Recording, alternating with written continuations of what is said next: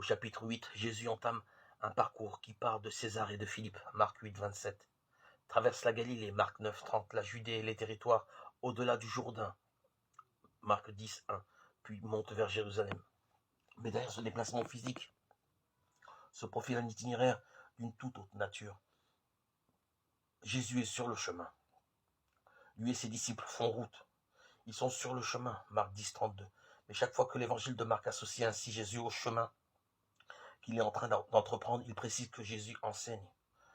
Plus, comme il l'a fait à Capharnaüm, au bord de la mer, ainsi dans la mer, ou à Nazareth, mais en clair, Marc 8, 32.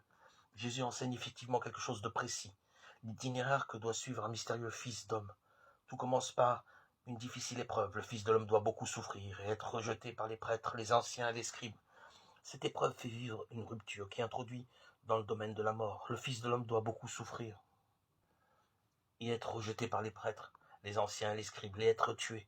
Mais l'itinéraire ne conduit pas à la mort. Ce qui le constitue comme chemin, c'est l'obligation de passer par la mort.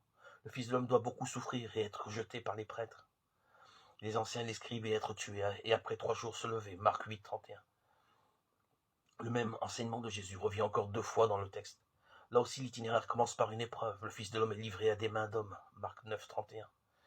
Mais toutes sortes de brimades, d'injures et de mutilations détaillent maintenant la rupture qui fait entrer dans le domaine de la mort. Le Fils de l'homme sera livré aux grands prêtres et aux scribes. Ils le condamneront à mort, ils le livreront aux païens, ils le bafoueront, cracheront sur lui, le fouetteront, le tueront. Marc 10, 33, 34. La dynamique de l'itinéraire reste toutefois la même. La mort est posée comme point de passage. Elle est placée au nœud d'une traversée. Ils le tueront. Et tué après 3 jours, il se lèvera. Marc 9, 31b.